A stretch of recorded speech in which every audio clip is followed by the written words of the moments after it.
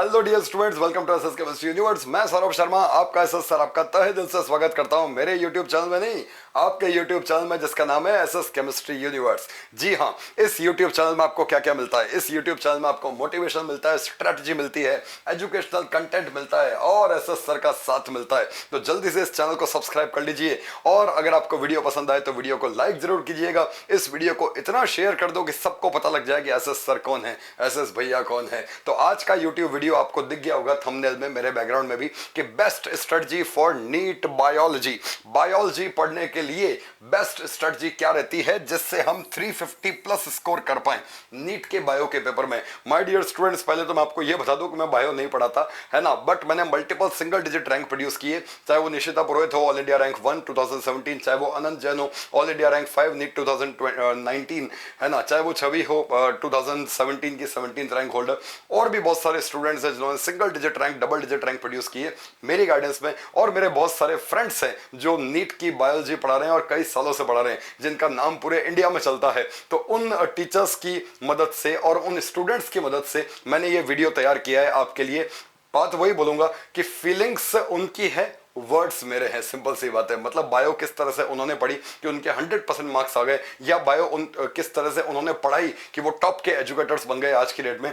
Elon career institute हो चाहे आकाश institute हो, बहुत सारी जो ब्रांडेड इंस्टीट्यूट्स हैं उनके टॉप के टीचर्स मेरे अच्छे फ्रेंड्स हैं। तो उनकी वर्ड्स, उनकी फीलिंग्स मैं अपने वर्ड्स में पिरो के आपके सामने लाया हूँ इस वीडियो में। तो वीडियो में एंड तक बने रहिए, मैं आपको ऐसी बातें बताने वाला हूँ जो टॉप की जो टॉप के एजुकेटर्स आपको बताएंगे या जो टॉप के रैंक्स लाने वाले स्टूडेंट्स आपको बताएंगे। चलिए जल्दी से वीडियो को स्टार्ट करते हैं। जैसे कि आप जानते हो मैं अनअकैडमी प्लेटफॉर्म पे पढ़ाता हूं और ये मेरा अनअकैडमी कोड है, आप यूज में ले सकते हैं टू गेट अनअकैडमी सब्सक्रिप्शन। मेरी बहुत सारी फ्री क्लासेस चलती रहती है, तो आप अनअकैडमी सब्सक्रिप्शन लेने से पहले आप उन फ्री क्लासेस में भी आ सकते हैं। ये नंबर है, अगर आपको अनअकैडमी सब्सक्रिप्शन लेने में कोई भी दिक्कत हो मेरे कोड से, तो आप इस नंबर पर कॉल कीजिए, आपको अनअकैडमी सब्सक्रिप्शन लेने में मदद मिलेगी। चलिए मैं आपको बताता हूं सबसे पहले इस वीडियो में है क्या। इस वीडियो को स्टार्ट करने से पहले एक लाइन है जो बहुत इंपॉर्टेंट है, आपको दिख रही होगी, if you don't sacrifice for what you want will become the sacrifice.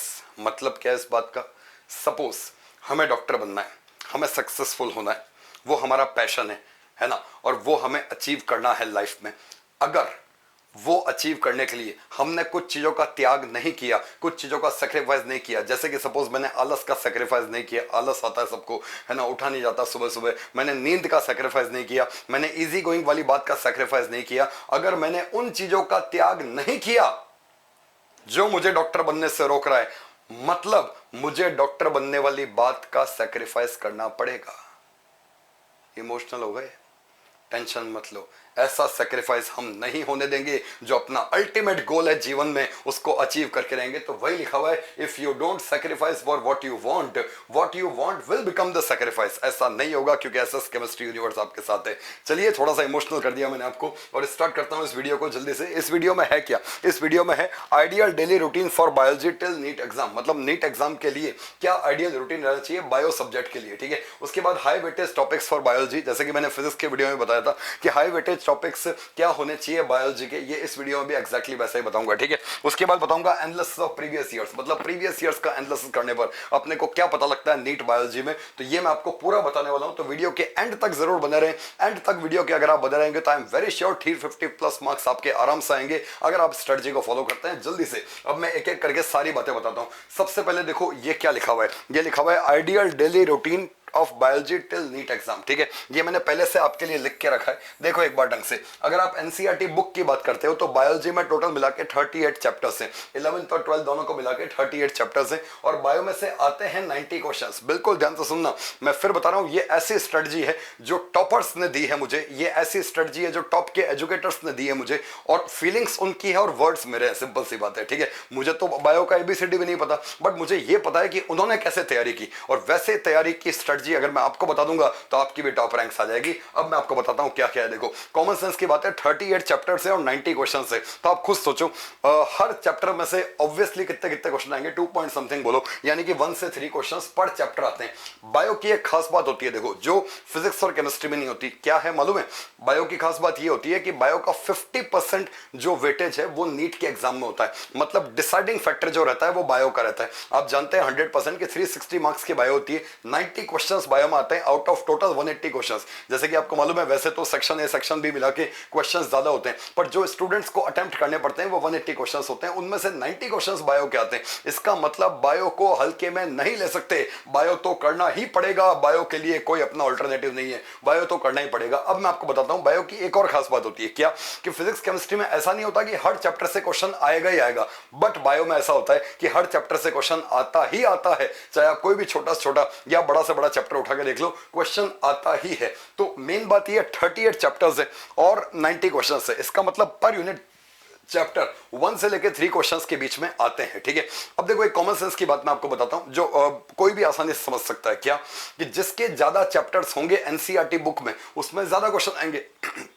Simple सी बात है, जिसमें से ज्यादा क्वेश्चंस आएंगे ऑब्वियस सी बात है उसके चैप्टर्स भी ज्यादा होंगे। यूनिट की बात कर रहा हूं, किसी यूनिट के चैप्टर सपोज 4 है और किसी यूनिट के चैप्टर सपोज 9 है, बहुत सारे बच्चे समझ गए मैं किस यूनिट की बात कर रहा हूं, ठीक है। अभी बताता हूं किस यूनिट की बात कर रहा हूं। तो जिसके चैप्टर्स ज्यादा होंगे उसमें से क्वेश्चंस भी ज्यादा आएंगे। अब मैं आपको बताता हूं कि कौन कौन से चैप्टर्स हैं जो हाई वेटेज वाले हैं। सबसे इंपॉर्टेंट है ह्यूमन फिजियोलॉजी, जी हां सबसे इंपॉर्टेंट है ह्यूमन फिजियोलॉजी। और ये स्ट्रेस देके मुझे बहुत सारे अपने फ्रेंड्स ने बोला है जिनका नाम आज टॉप की कोचिंग्स में चलता है, उन्होंने ये कहा है कि भाई मतलब मैं, है ना, कि भाई ये नाम जरूर सबसे ऊपर लेना, ह्यूमन फिजियोलॉजी का स्टूडेंट्स के लिए बहुत इंपॉर्टेंट है। और उन्होंने मुझे ये भी कहा है, शायद आप मुझसे इत्तेफाक रखते हैं, मतलब आप उससे अग्री करते हैं कि 11th क्लास में इसके 7 चैप्टर्स हैं और 12th क्लास में इसके 2 चैप्टर है। रिप्रोडक्शन और रिप्रोडक्टिव हेल्थ को अगर मिला दूं तो 2 चैप्टर इसके हैं 12th क्लास में और 7 चैप्टर इसके 11th क्लास में, मतलब इसके 9 चैप्टर्स हुए। ओ माय गॉड, चैप्टर्स की संख्या ज्यादा हुई तो ऑब्वियस सी बात है क्वेश्चंस की संख्या भी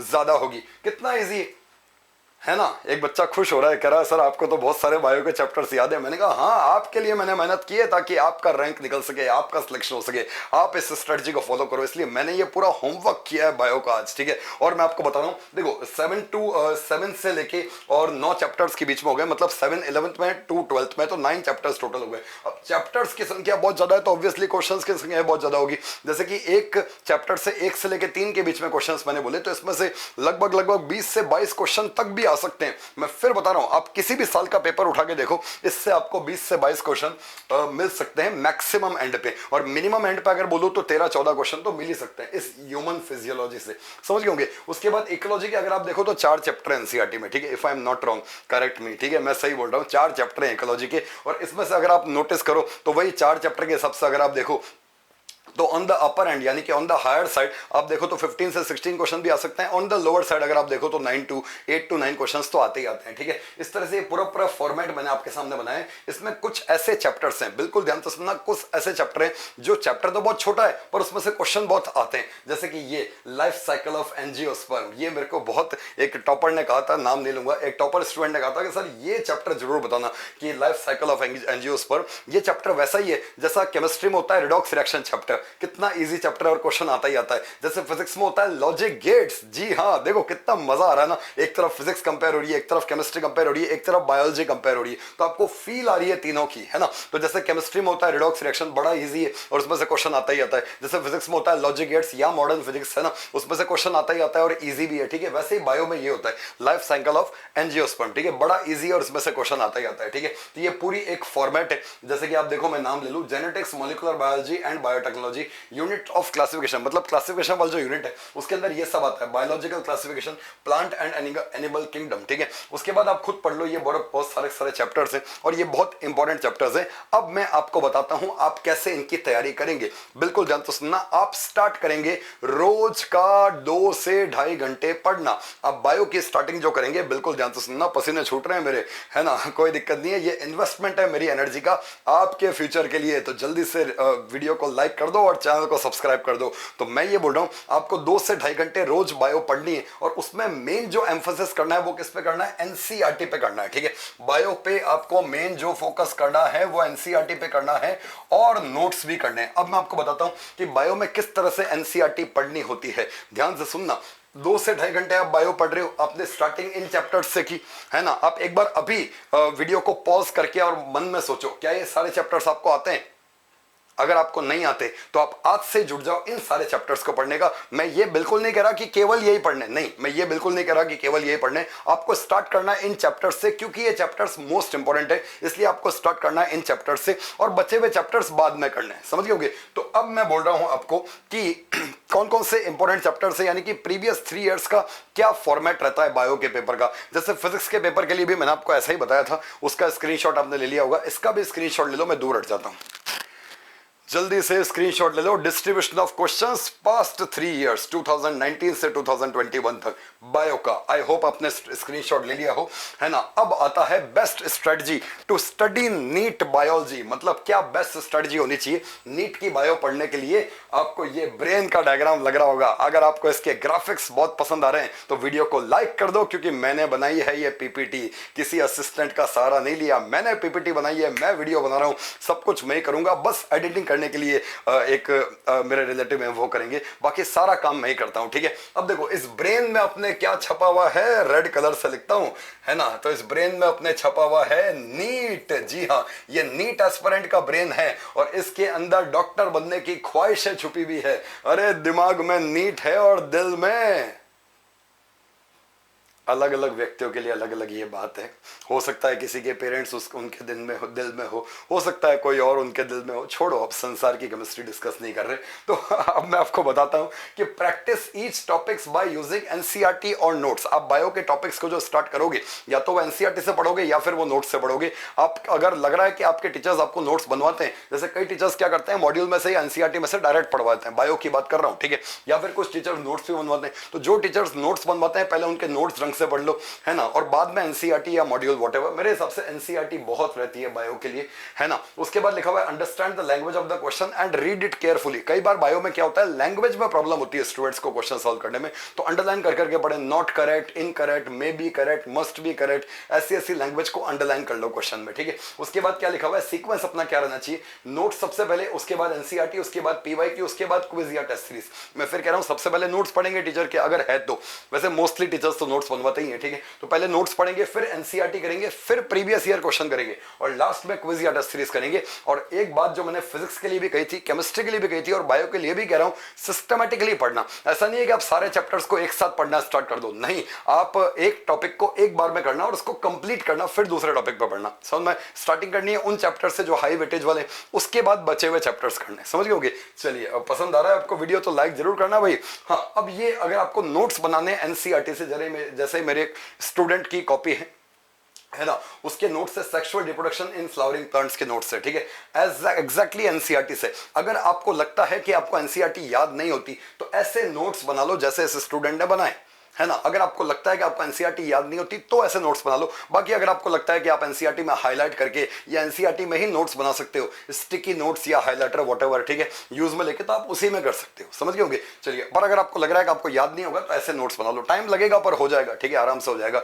अभी नीट में कुछ महीने हैं, अभी भी अगर आप स्टार्ट करो तो आसानी से हो सकता है। एटलीस्ट आप हाई वेटेज टॉपिक्स के तो ऐसे नोट्स बना ही सकते हो। जैसे मैंने बोला प्लांट फिजियोलॉजी, सॉरी एनिमल, क्या था वो, हाँ ह्यूमन फिजियोलॉजी, मैं कंफ्यूज जाता हूँ, बायो नहीं पढ़ाता ना इसलिए। तो ह्यूमन फिजियोलॉजी के आप ऐसे नोट्स बना सकते हो, मतलब जो इंपॉर्टेंट चैप्टर्स हैं उनके आप बना सकते हैं, ठीक है।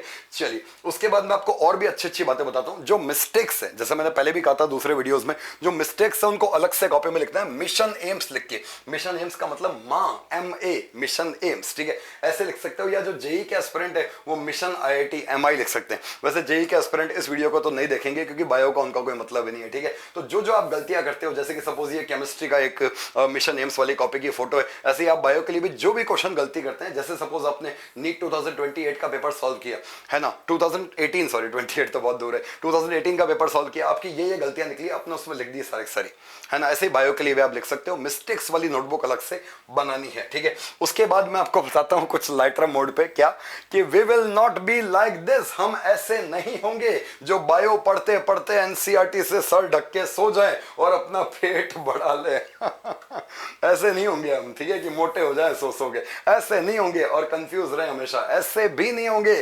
हम कैसे होंगे मैं आपको बताता हूं, ये देखो एक नया graphic, we will be like this. Yes, ये ड्यूड आदमी है जिसके यहाँ एम्स दिल्ली का लोगो है और गले में स्टेथोस्कोप है। एम्स दिल्ली या whatever will be the college, है ना, पर डॉक्टर है। एम्स दिल्ली हो चाहे कोई भी अच्छा कॉलेज हो, उसका डॉक्टर है, स्टेथोस्कोप है, व्हाइट कलर का एप्रॉन है और ये अपने को बोल रहा है ऑल द बेस्ट। या फिर कुछ लड़कियां सोच रही है हमारी फोटो नहीं आई, तो मैं बताता हूं, और we will be like this. Yes yes yes. अब मेरे हिसाब से बॉयज और गर्ल्स दोनों मोटिवेटेड फील कर रहे हैं इन ग्राफिक्स को देख के, ठीक है। आज के ग्राफिक्स अच्छे थे ना, स्पेशली वो ब्रेन वाला, है ना। इसी बात पे वीडियो को लाइक कर दो एक बार जल्दी से, है ना। उसके बाद और भी अच्छी अच्छी बातें बताता हूं। अल्टीमेटली अपना क्या होगा, अल्टीमेटली अपना सिलेक्शन होगा। जी हाँ, दुनिया की कोई ताकत हमें नहीं रोक सकती सेलेक्ट होने से, और सेलेक्ट होंगे, मुझे पता है 100% सेलेक्ट होंगे। 350 प्लस अगर आपके बायो में आ जाएंगे तो दुनिया की कोई ताकत नहीं रोक सकती आपका सिलेक्शन। ये तीनों वीडियो को बार बार देखो। फिजिक्स की स्ट्रेटजी मैंने बताई थी पिछले वीक, उससे पिछले वीक मैंने बताई थी केमिस्ट्री की स्ट्रेटजी, आज बायो की स्ट्रेटजी बता दी। इन वीडियोस को बार बार देखो, इन वीडियोस को शेयर कर दो अपने फ्रेंड्स ग्रुप पे, अपने फैमिली के ग्रुप में, ताकि सारे स्टूडेंट जान जाए कि एसएस सर कौन है। और फाइनली हमेशा बोलता हूं, बी हैप्पी, खुश रहो, मुंह लटका के मत रहो, हमेशा खुश रहो जीवन में। क्या हुआ, नीट एम्स ही तो है, क्रैक हो जाएगा बेटा, आराम से क्रैक हो जाएगा। अब तो आपने अगर वीडियो देखा हो तो प्राइवेट कॉलेज की भी फीस गवर्नमेंट के इक्वल हो रही है, तो आराम से क्रैक हो जाएगा नीट एम्स, टेंशन मत लीजिए, ठीक है। खुश रहिए। उसके बाद लास्ट में हमेशा अपने आप से एक लाइन बोलो, मुझसे ना हो पाएगा नहीं, मैं ही तो कर पाएगा, मैं खेलेगा, मैं नीट फोड़ेगा, मैं सेलेक्ट होके रहेगा। जी हाँ, मैं सेलेक्ट होके रहेगा। इन्हीं शुभकामनाओं के साथ अपनी वाणी को विराम दे रहा हूं, मतलब वीडियो को एंड कर रहा हूं ये लाइन बोल के। SS camera Unacademy code, Unacademy subscription आपको लेना हो तो जरूर लीजिए। सब्सक्रिप्शन लेने का मन नहीं कर रहा तो रेगुलरली मेरी स्पेशल क्लासेस में आते रहिए, बहुत कुछ कवर करवाता हूं अपनी फ्री क्लासेस में। All the best, bye bye. अच्छा लगा ये वीडियो करके मुझे, अगर आपको भी पसंद आए तो मुझे कमेंट सेक्शन में जरूर बताना। Wish you all the best, bye bye, God bless you, all the best, bye.